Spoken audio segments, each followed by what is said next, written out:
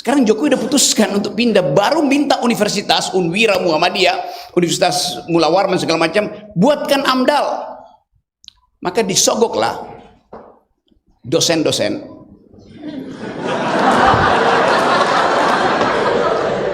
Supaya meloloskan ambisi si bajingan tolol itu.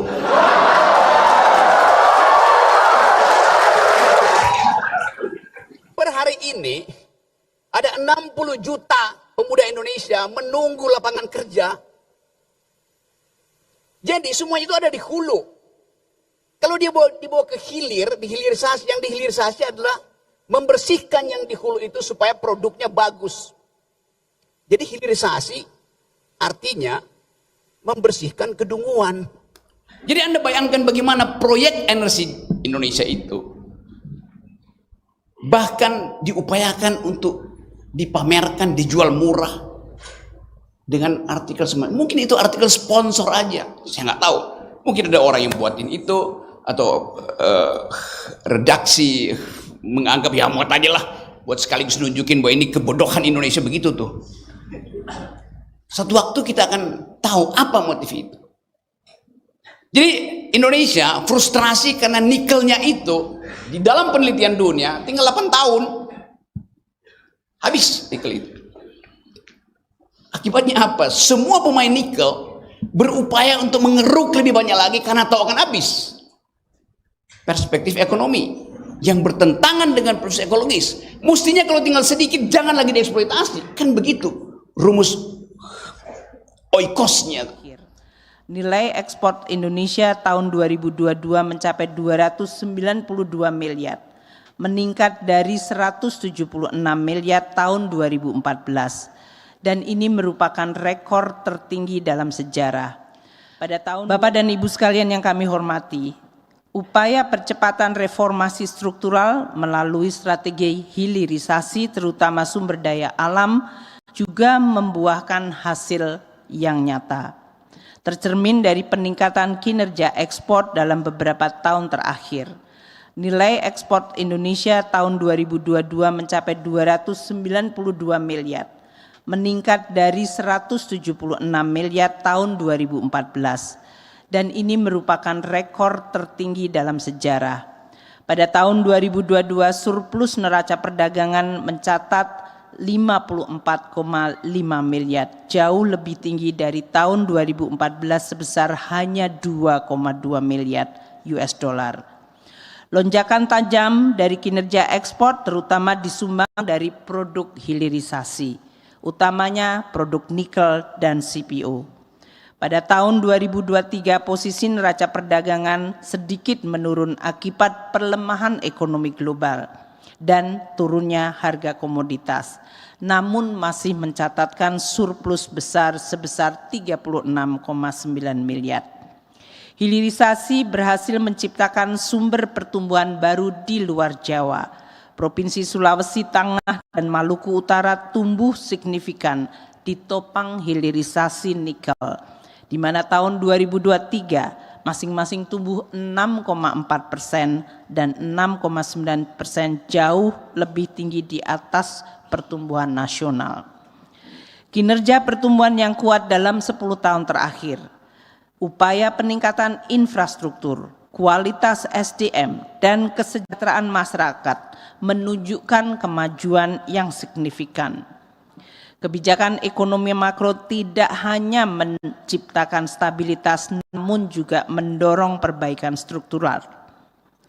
Dari sisi infrastruktur, telah terjadi peningkatan signifikan baik dari sisi kuantitas maupun kualitas. Periode 2015 hingga 2023, jalan tol beroperasi meningkat sebesar 1.938 km.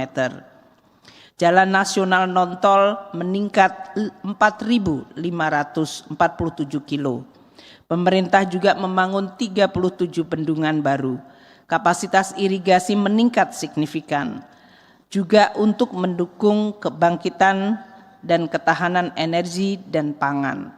Pembangkit listrik nasional meningkat 36 gigawatt. Dari sisi sumber daya manusia 10 tahun terakhir, Jumlah sekolah baru meningkat dari masing-masing 1.500 SD dan 4.600 SMP serta 3.600 SMA dan SMK, sehingga meningkatkan partisipasi kasar dari seluruh jenjang pendidikan.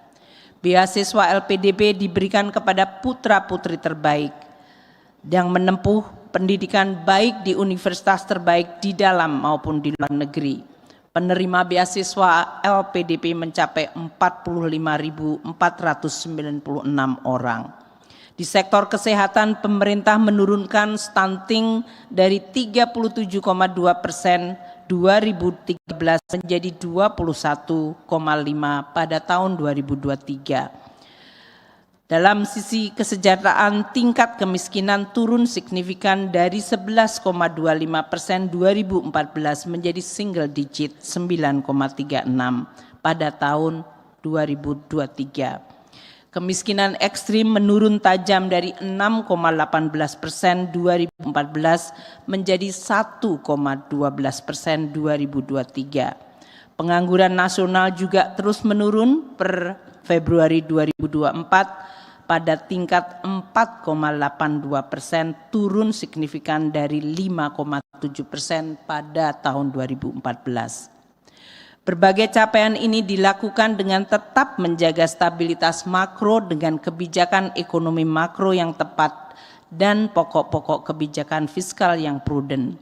Fondasi ekonomi nasional juga menguat tercermin dari sektor keuangan yang tahan mengalami guncangan.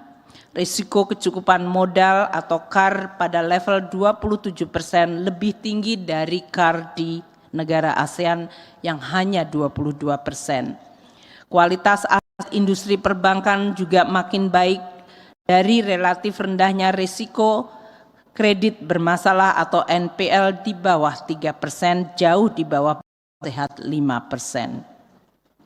Pimpinan dan anggota Dewan yang kami muliakan, menyongsong masa depan dengan bekal pengalaman berharga selama 2 dekade ini, kita perlu merumuskan kebijakan ekonomi makro dan pokok-pokok kebijakan fiskal yang adaptif, fleksibel, responsif, namun tetap kredibel dan sustainable. Banyak pekerjaan rumah dan agenda pembangunan yang masih perlu ditangani dan dituntaskan. Cita-cita besar mewujudkan visi Indonesia Emas 2045 membutuhkan kolaborasi kuat dari seluruh komponen bangsa. Pertumbuhan ekonomi Indonesia yang terjaga pada tingkat 5% di tengah berbagai guncangan yang luar biasa masih perlu diakselerasi menjadi kisaran 6 hingga 8% untuk mewujudkan visi Indonesia Emas 2045. Akselerasi pertumbuhan ekonomi yang tinggi mensyaratkan keberlanjutan reformasi struktural, meningkatkan produktivitas, transformasi ekonomi yang terus konsisten yang telah dilakukan dalam 10 tahun terakhir. Kesinambungan dan sekaligus perbaikan kebijakan menjadi kunci bagi keberhasilan mencapai visi Indonesia Emas 2045. Kita tidak bisa lagi bergantung pada kebijakan business as usual. Camp PPKF harus terus menjadi daya tarik investasi dengan terus menjaga stabilitas dan prediktibilitas, memperbaiki pemerataan, ekualitas dan inklusivitas, serta harus terus berkelanjutan.